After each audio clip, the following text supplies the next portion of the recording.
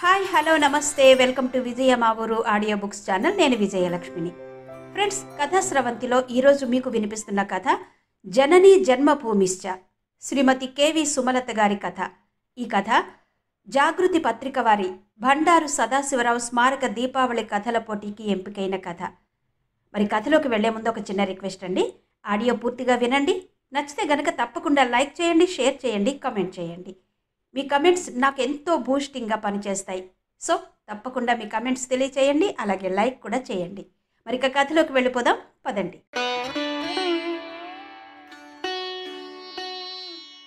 Hello, ఎవరు అన్నాడు Shambhu Prasad cell on చేసి. నేన్రా, ప్రసన్నని. సారీరా, నిన్నిప్పుడు రా అనొచ్చో లేదో నాకు తెలియడం లేదు. అవతల వైపు గొంతులో కొంచెం తడబాటు. కొన్ని సెకన్లు అక్కడ మౌనం రాజ్యమేలింది. ఎంతటి క్లిష్టమైన ఆపరేషన్ అయినా విజయవంతంగా చేసి ప్రాణాల్ని కాపాడే డాక్టర్గా పేరున్న శంభు ప్రసాద్ మనసులో ప్రసన్న జ్ఞాపకం వెలికి తీయడానికి కాస్త సమయం పట్టింది. శంభు, నువ్విప్పుడు అమెరికాలో చాలా పెద్ద డాక్టర్వి. పాపం, ఎప్పుడో చిన్నప్పుడు చదువుకున్న స్కూల్ ఫ్రెండ్ ఎలా గుర్తుంటాడు? మనిద్దరం వేల్పూర్ నుండి ఆర్మూరు వరకు బస్ పాస్ తీసుకుని ఇంటర్ వరకు కలిసే చదువుకున్నాం. ఇప్పుడు గుర్తొచ్చిందా అన్నాడు ప్రసన్న. ఓ మై గాడ్, నువ్వట్రా ప్రసన్న? నిన్నెందుకు మర్చిపోతాను? ఉన్నట్టుండి ఇన్నేళ్ల తర్వాత సడన్గా ఫోన్ చేస్తే ఎవరికైనా ఇలాగే ఉంటుంది అన్నాడు శంభు ప్రసాద్. శంభు, చాలా సంతోషం రా నేను గుర్తున్నందుకు. నేను రా అంటే నీకు కోపం రాదుగా అన్నాడు ప్రసన్న నవ్వుతూ. అదేం మాట? ఇన్నాళ్లకు ఎందుకు గుర్తొచ్చానో త్వరగా చెప్పు. అవతల అర్జెంట్ ఆపరేషన్ కేసుంది అన్నాడు శంభు ప్రసాద్ వాచి చూసుకుంటూ. నేను హెడ్ మాస్టర్గా మనం చదువుకున్న బడిలోనే పనిచేస్తున్నాను. మన ఊరిలో నిన్న మీ నాన్నగారికి కలెక్టర్ గారి చేతుల మీదుగా ఆదర్శ పౌరుడు అవార్డుతో సన్మానం జరిగింది. అప్పుడు ఆయన మాట్లాడిన మాటలు విన్న కలెక్టర్ గారితో పాటు అందరూ అభినందించారు. ఆ వార్త అన్ని పేపర్లలో రావాలని విలేకరులకు ఆదేశాలిచ్చారు. అంతకన్నా ముఖ్య విషయం, పాఠ్య పుస్తకాలలో పాఠం రూపంలోకి తెస్తానన్నారు. నాకు మీ నాన్నగారి గురించి తెలిసినంత మటుకు ఆయన గొప్ప ఆయనే చెప్పుకోరు. ఆయనకున్న ఒక్కగానొక్క కొడుకువి. నీ మానాన్న నువ్వు ప్రేమించి పెళ్లి చేసుకుని అమెరికా వెళ్ళిపోయావు. ఇక్కడ జరిగేవి నీకు తెలియదు. అందుకే ఈ విషయం చేరవేయాలనిపించింది. అందుకే నీ నెంబర్ సంపాదించి ఫోన్ చేస్తున్నాను అన్నాడు ప్రసన్న.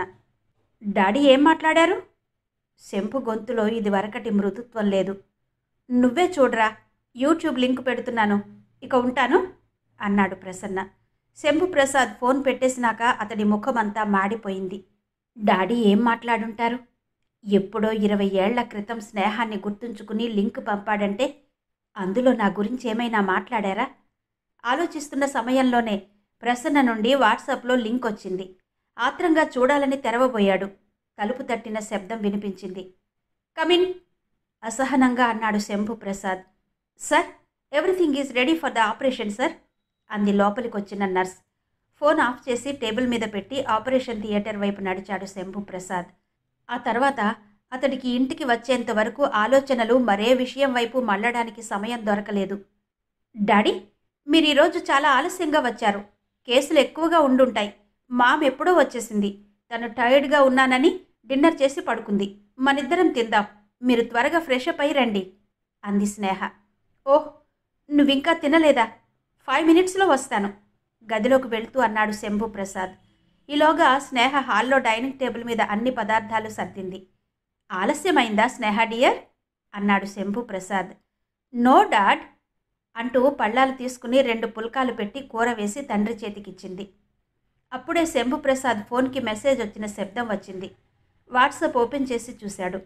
ఫోన్ స్టాండ్లో పెట్టి ప్రసన్న పంపిన లింక్ ఓపెన్ చేశాడు.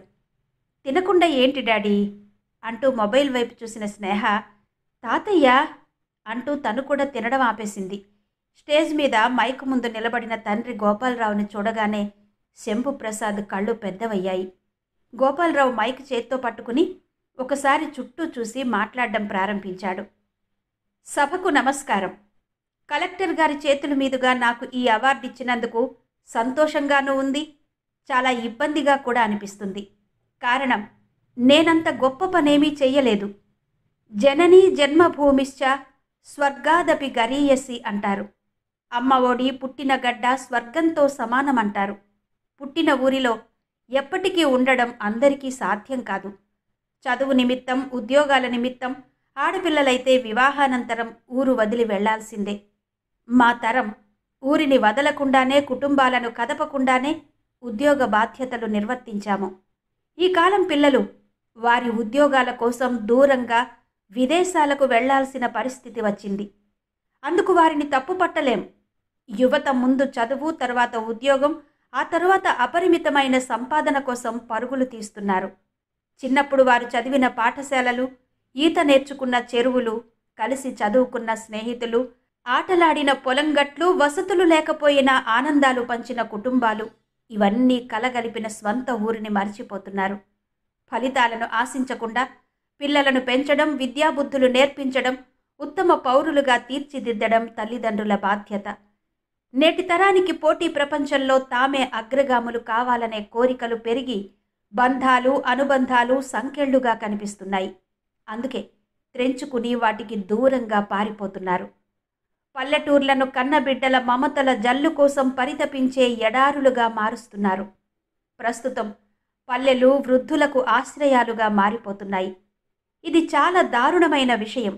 ప్రతి ఒక్కరూ పుట్టిన ఊరు రుణం తీర్చుకోవలసిందే. వారు నేర్చుకున్న విజ్ఞానం పుట్టి పెరిగిన ఊరికి అక్కరకు రానప్పుడు అది ఎంత పెద్దదైనా తృణప్రాయమే.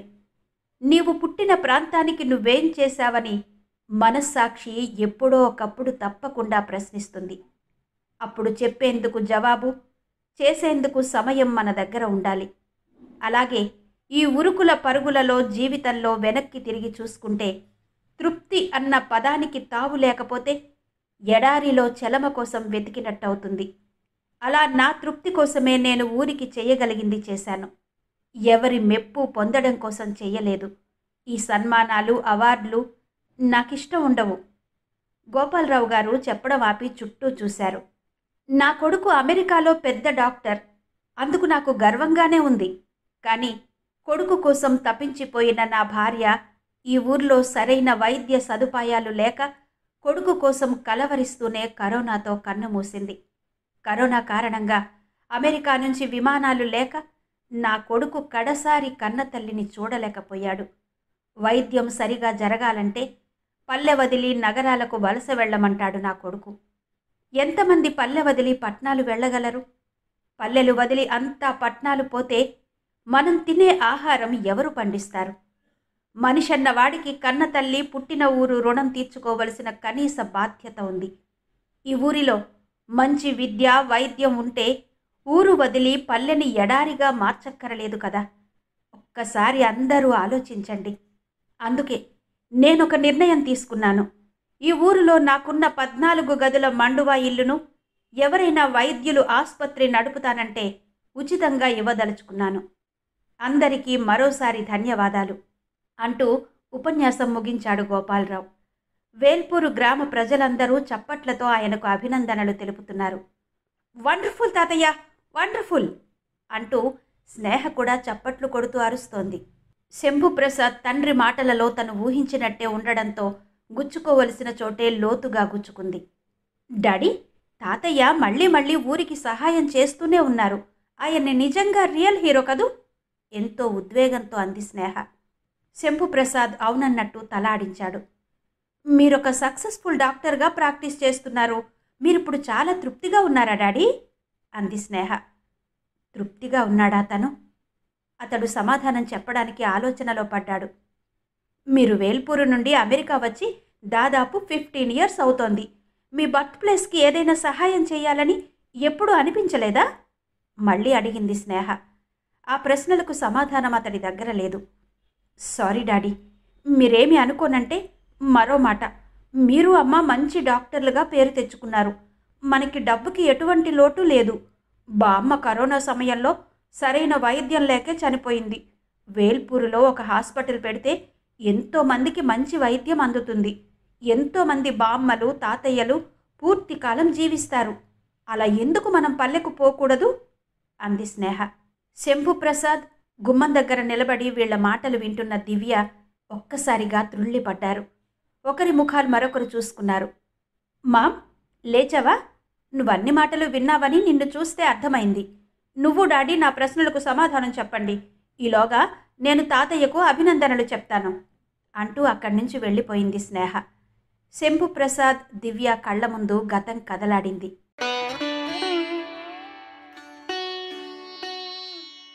గోపాలరావు నిజామాబాద్ జిల్లా వేల్పూరు గ్రామంలో వృత్తి పట్ల అంకిత భావం, జీవితం పట్ల క్రమశిక్షణ కలిగిన ఉపాధ్యాయుడు. ఆయన ఆలోచనలన్నీ ఆదర్శ భావాలతో నిండి ఉంటాయి. భార్య లక్ష్మి ఆయన ఇష్టాలను గౌరవించే అనుకూలవతి. వారికి ఒక్కగానొక్క కొడుకు శంభు ప్రసాద్ తెలివైన అబ్బాయి. అతడికి మెడిసిన్ ఎంట్రన్స్లో మంచి ర్యాంక్ రావడంతో ఉచితంగా యూనివర్సిటీలో సీట్ వచ్చింది. ఆ తర్వాత ఆలోచించుకునే వ్యవధి లేకుండానే ఎంబీబీఎస్ పూర్తయింది. శంభు ప్రసాద్ పేరు పక్కన డాక్టర్ డిగ్రీ వచ్చాక తల్లిదండ్రుల అనుమతితో అతనితో పాటు చదువుకున్న దివ్యను పెళ్లి చేసుకున్నాడు. పెళ్ళయ్యాక ఇద్దరు పీజీ ఎంట్రన్స్ కోసం కోచింగ్ తీసుకోవడానికి హైదరాబాద్లో కాపురం పెట్టారు. ఆ సమయంలోనే దివ్య నెల తప్పింది. వారి జీవితంలోకి చిన్నారి స్నేహ అడుగుపెట్టింది. స్నేహ నెలల పిల్లగా ఉన్నప్పుడే వాళ్లకు ఎంఎస్ చేయడానికి విదేశాలకు వెళ్లే అవకాశం వచ్చింది. శంభు ప్రసాద్ ఈ విషయం తండ్రితో సంప్రదించాడు. డాడీ, ఇండియాలో చేసిన ఎంఎస్ క్వాలిఫికేషన్కి ఫారిన్లో చేసిన ఎంఎస్ క్వాలిఫికేషన్కి చాలా తేడా ఉంటుంది. మేమిద్దరం ఎంఎస్ చేయడానికి అమెరికా వెళ్తాము అన్నాడు శంభు ప్రసాద్. మీరిద్దరూ వెళ్లాలనుకోవడం వరకు బాగానే ఉంది, మరి స్నేహ అన్నాడు గోపాలరావు. పసిపిల్లని తీసుకుని వెళితే మాకు చాలా ఇబ్బంది అవుతుంది డాడీ. దివ్య మదర్ దగ్గర ఉంచుదామంటే ఆవిడ ఆరోగ్యం అంతగా బాగుండదు. కాబట్టి అక్కడ ఉంచడం కుదరదు. మీ దగ్గర వదిలి వెళ్తాము అన్నాడు శంభు ప్రసాద్. శంభు, పాలు తాగే పసిపిల్ల తల్లిదండ్రులు ఒడిలో పెరగాలి కానీ ఆగాడు గోపాలరావు. డాడీ, 3 ఏళ్లు ఎంతలోకి తిరిగొస్తాయి? కానీ నా బాధల్లా ఈ ఊర్లో సరైన వైద్య సదుపాయం కూడా లేదు. ఇక్కడ ఇల్లు అమ్మేసి ఆర్మూర్లో ఇల్లు కొనుక్కుంటే బాగుంటుంది. మీరిద్దరూ పెద్దవాళ్ళయ్యారు. ఆరోగ్య సమస్యలు వస్తుంటాయి. అప్పటికప్పుడు ఆర్మూరు కానీ నిజామాబాద్ కానీ వెళ్లాల్సి వస్తుంది. అప్పుడెంత సమస్య అవుతుంది అన్నాడు శంభు. అందరూ అలా అనుకుంటే పల్లెలు ఎడారులుగా మిగిలిపోతాయి.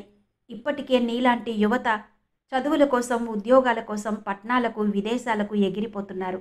మాలాంటి వాళ్ళు ఇక్కడ ఉంటేనైనా అప్పుడప్పుడు వచ్చి ప్రశాంత జీవితం గడుపుతారు అన్నాడు గోపాలరావు. మామయ్య గారు, మీరలా మొండి పట్టు పడితే ఎలా? మీ దగ్గర పసిపిల్లను ఉంచుతున్నాం. ఏదైనా ఎమర్జెన్సీ వస్తే ఎలా? నిష్ఠూరంగా అంది దివ్య. అలా అపశకున మాటలు మాట్లాడకమ్మా. స్నేహ మా ఇద్దరి ప్రాణం. కంటికి రెప్పలా కాపాడుకుంటాము. నీ భర్త కూడా ఇక్కడే పుట్టి ఇక్కడే క్షేమంగా పెరిగాడు. విషయాన్ని ఖండించాడు గోపాలరావు. అలా స్నేహను నానమ్మ, తాతయ్యలకు అప్పగించి దివ్య, శంభు ప్రసాద్ యుఎస్ వెళ్ళిపోయారు. వాళ్ళిద్దరికీ స్నేహతో రోజొక వేడుకగా 3 ఏళ్లు గడిచాయి. ఒకరోజు స్నేహకు జోలపాట పాడుతూ గోపాలరావు నిద్రపుచ్చుతున్నాడు. జో అచ్యుతానంద జో జో ముకుంద లాలి పరమానంద రామ గోవింద అంటూ పాడుతున్నాడు. తాతయ్య, ఆపేశావు, పాడు నిద్రమత్తులోనే అంటోంది స్నేహ. అమ్మ దొంగ, నిద్ర వస్తున్నా ఆపుకుంటున్నావా? జో కొడుతూ మురిపెంగా అన్నాడు గోపాలరావు. సమాధానం రాకపోవడంతో వంగి స్నేహ ముఖం చూశాడు. పాలుగారే బుగ్గలతో స్నేహ చాలా ముద్దుగా ఉంది. మెల్లగా నిద్రలోకి జారుకున్న మనవరాలి నుదుటి మీద పడుతున్న ముంగురులు సవరిస్తూ శుతిమెత్తని ముద్దు పెట్టుకున్నాడు. మీ గారాల మనవరాలు పడుకుందా? చీరకొంగుతో చేతులు తుడుస్తూ లోపలికొచ్చింది లక్ష్మి. నాకే నా మనవరాలు, నీకు కాదా? నవ్వుతూ అన్నాడు గోపాలరావు. మనిద్దరి మనవరాలు, సరేనా? తాతయ్య జోల పాడందే మనవరాలికి నిద్ర రాదుగా నవ్వుతూ అంది లక్ష్మి. గోపాలరావు కూడా నవ్వేశాడు. అంతలో ఆయన ఫోన్ రింగ్ అయింది. అబ్బాయి ఫోన్ చేస్తున్నాడు అంటూ ఫోన్ తెచ్చి ఆయనకిచ్చింది. హలో బాబు, ఎలా ఉన్నారు అన్నాడు గోపాలరావు. ఫైన్ డాడీ, మీరెలా ఉన్నారు? అమ్మ బాగుందా? స్నేహ మేలుకుని ఉందా అన్నాడు శంభు ప్రసాద్. ఇప్పుడే నిద్రలోకి జారుకుంది బాబు. ఈరోజు ఫోన్ చేయడానికి ఇంత ఆలస్యమైందేంటి? రోజు స్నేహను చూడ్డానికి మధ్యలో బ్రేక్ తీసుకుంటాను డాడీ. ఈరోజు ఎమర్జెన్సీ కేసులున్నాయి, అందుకే కుదరలేదు. రేపు ఆదివారం కదా, హాస్పిటల్కి ఆలస్యంగా వెళ్తాము. దివ్య కూడా పాపను చూడాలంటుంది. ఉదయం లేచాక వీడియో కాల్ చేస్తాను. బై డాడీ అని ఫోన్ పెట్టేశాడు శంభు. లక్ష్మి, బాబు రేపు ఉదయం ఫోన్ చేస్తానంటున్నాడు. సరే, ఇక పడుకోండి అని స్నేహకి దుప్పటి కప్పి పక్కనే పడుకుంది లక్ష్మి. మరుసటి రోజు ఉదయం శంభుప్రసాద్ ఫోన్ చేసి వాళ్ళ గుండెలు గుభేల్మనిపించే వార్త చెప్పాడు. మామ్, డాడ్, మేము కొంతకాలం ఇక్కడే హాస్పిటల్ పెట్టుకుని ప్రాక్టీస్ చేయాలనుకుంటున్నాము. కొంత డబ్బు సంపాదించిన తర్వాత ఇండియా వస్తాము. ఈలోగా స్నేహను అమెరికా తీసుకురావడానికి వీసా ఏర్పాట్లు చేస్తాను అన్నాడు శంభు. అదేంటి, ఉన్నట్టుండి ఇలాంటి షాక్ ఇచ్చావు బాబు అంది లక్ష్మి. ఇందులో షాక్ అయ్యేందుకేముంది మామ్? పిల్లలు తల్లిదండ్రుల దగ్గరనే కదా ఉండవలసింది. కొన్నాళ్ళు ఇక్కడ ఉంటేనే మంచి ఫలితం ఉంటుంది అన్నాడు శంభు. మీరక్కడ కొంతకాలం ఉండడం అనేది మీకు ఆనందమైతే ఉండండి, కానీ స్నేహ మా దగ్గర బాగానే ఉంది. తను లేకుండా మేముండలేము అన్నాడు గోపాలరావు. అదెలా కుదురుతుంది మావయ్య గారు? తన ఎడ్యుకేషన్కి ఇబ్బంది అవుతుంది అంది దివ్య. శంభు ఇక్కడ చదివే అమెరికా వెళ్ళాడు అన్నాడు గోపాలరావు. దివ్య ముఖం మార్చుకుంది. అది శంభు గమనించాడు. డాడీ, మేము త్వరలో స్నేహను తీసుకువెళతాం, ఇక ఈ విషయాలు వదిలేయండి అని ఫోన్ పెట్టేశాడు. కొద్ది రోజుల తర్వాత ఒకరోజు ఉదయం స్నేహ నిద్ర లేవడమే కడుపులో నొప్పి అంటూ ఏడుపు మొదలుపెట్టింది. ఇదేంటి, పాప ఒళ్ళు వేడిగా ఉంది? నుదుటి మీద చెయ్యి వేసి అన్నాడు గోపాలరావు. అయ్యో, 4 రోజుల నుండి ఆహారం కూడా సరిగ్గా తీసుకోవడం లేదండి. నులిపురుగుల మందేమైనా వెయ్యాలేమో అనుకుంటున్నాను అంది లక్ష్మి. కాసేపటికి స్నేహకు టెంపరేచర్ పెరిగింది. గోపాలరావు ఊర్లో ఉన్న ఆసుపత్రికి తీసుకువెళ్ళాడు. డాక్టర్ ఇచ్చిన మందులు వేసిన కాసేపటికి టెంపరేచర్ తగ్గింది. కానీ మళ్లీ జ్వరం వచ్చింది. ఆగి ఆగి వస్తున్న జ్వరం వాంతులతో సాయంత్రానికి బాగా నీరసంగా అయింది. చంక దిగకుండా ఏడుస్తూనే ఉంది. 2వ రోజు ఉదయం ఇద్దరూ కలిసి 16 కిలోమీటర్ల దూరంలో ఉన్న ఆర్మూర్లోని పిల్లల ఆసుపత్రికి తీసుకువెళ్లారు. పాప పొట్టలో కొన్ని పెద్ద పరిమాణంలో లింఫోనోడ్స్ ఉన్నాయి. వాటి సైజు తగ్గడానికి యాంటీబయాటిక్స్ వాడాలి పరీక్షలయ్యాక చెప్పాడు డాక్టర్. సరేనండి అని ఇద్దరూ పాపని తీసుకుని ఇంటికొచ్చారు. 2వ రోజు కూడా స్నేహకు జ్వరం తగ్గలేదు, వాంతులు కూడా తగ్గలేదు. నీళ్లు తాగితే నీళ్లు వాంతు రూపంలో వస్తున్నాయి. ఇద్దరూ బాగా కంగారు పడ్డారు. రిపోర్ట్స్ అన్నీ వాట్సాప్లో శంభు చూశాడు. స్వంతంగా తను కూడా కొన్ని మెడిసిన్స్ చెప్పాడు. ఏమీ ఉపయోగం లేకపోయింది. సాయంత్రానికి స్నేహ తోటకూర కాడలా వేలాడిపోయింది. లక్ష్మి ఏడుపు మొదలుపెట్టింది. దాంతో గోపాలరావుకి కంగారెక్కువైంది. నేను ఆ రోజే చెప్పాను, పల్లెటూరులో సరైన వైద్యం అందదని, సిటీకి షిఫ్ట్ అవ్వమని. మీ నాన్నగారు నా మాట వినలేదు. ఇప్పుడు చూడండి పిల్ల పరిస్థితి. కోపం దుఃఖం కలగలిపి అంది దివ్య. డాడ్, పాపకు వాటర్ లెవెల్స్ తగ్గిపోతున్నాయి. డీహైడ్రేట్ అయితే కష్టం. హాస్పిటల్కు తీసుకువెళ్ళండి అన్నాడు శంభు. అప్పటికప్పుడు స్నేహను ఆర్మూర్కు తీసుకెళ్లారు. బ్లడ్ టెస్ట్ చేసి తెల్ల రక్త కణాలు ఉండవలసిన దానికన్నా ఎక్కువ ఉన్నాయి, బ్లడ్లో ఇన్ఫెక్షన్ ఉందన్నారు. పాప డీహైడ్రేట్ అయింది కాబట్టి వెంటనే సెలైన్ పెట్టాలని ఆసుపత్రిలో జాయిన్ చేసుకున్నారు. స్నేహ ఒకటే ఏడుస్తోంది. అది చూసి లక్ష్మి ఏడుపుకి అంతులేదు. గోపాలరావుకి దిక్కు తోచడం లేదు. రాత్రంతా జ్వరం తగ్గుతూ పెరుగుతూ ఉంది. వాంతులవుతూనే ఉన్నాయి. 24 గంటల తర్వాత కాస్త జ్వర తీవ్రత తగ్గింది. కానీ మరుసటి రోజు కూడా అడపాదడపా వాంతులవుతున్నాయి. సెలైన్ పెట్టే ఉంచారు.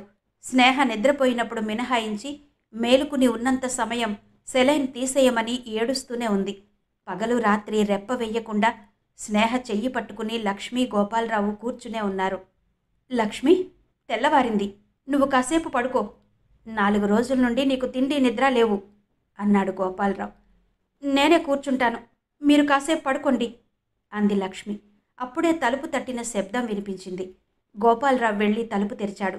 శంభు, నువ్వేనా? ఆశ్చర్యంగా అంటున్న గోపాలరావుకి ఆ వెనకే దివ్య కూడా కనిపించింది. కొడుకు కోడళ్లను చూసి లక్ష్మి కూడా నోరు తెరిచింది.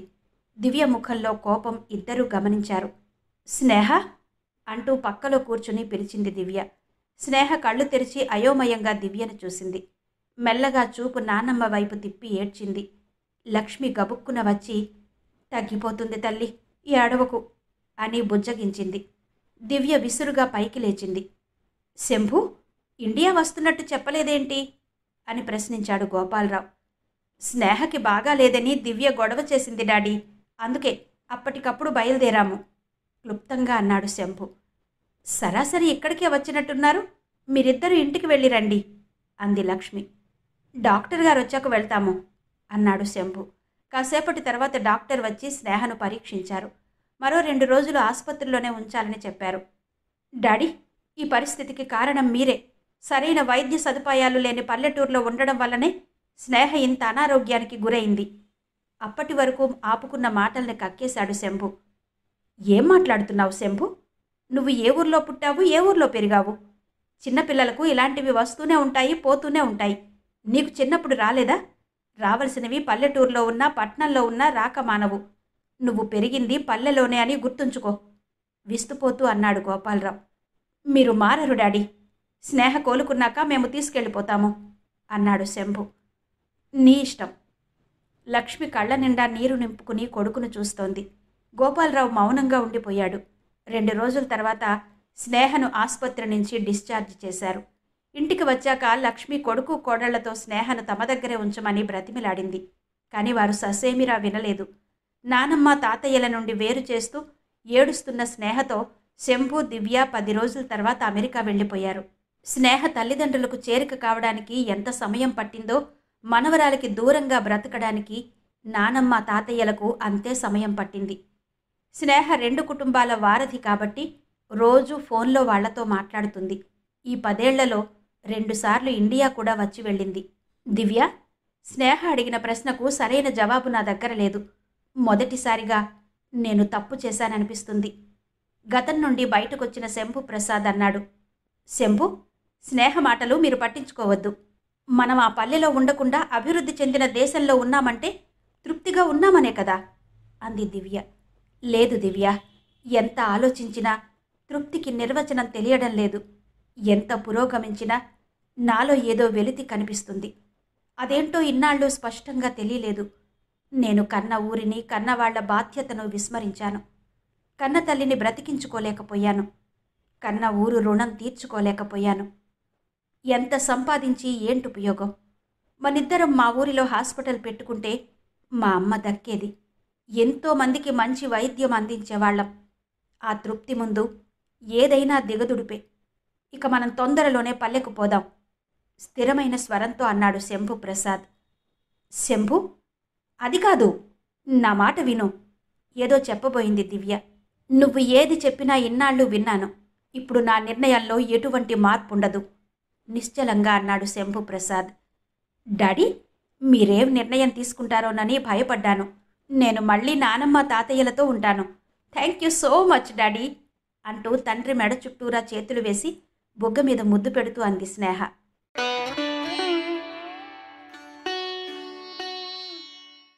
విన్నారు కదండి, జననీ జన్మభూమిశ్చ, శ్రీమతి కెవి సుమలత గారి కథ. మరి ఈ కథ మీద, ఆడియో మీద మీ అభిప్రాయాలు తప్పకుండా తెలియజేయండి. మీ కమెంట్స్ కోసం ఎదురు చూస్తూ మళ్ళీ రేపు ఇదే సమయానికి, అంటే సాయంత్రం 3 గంటలకు మిమ్మల్ని మరో చక్కటి కథతో మళ్ళీ కలుస్తాను. అంతవరకు సెలవు. నమస్తే.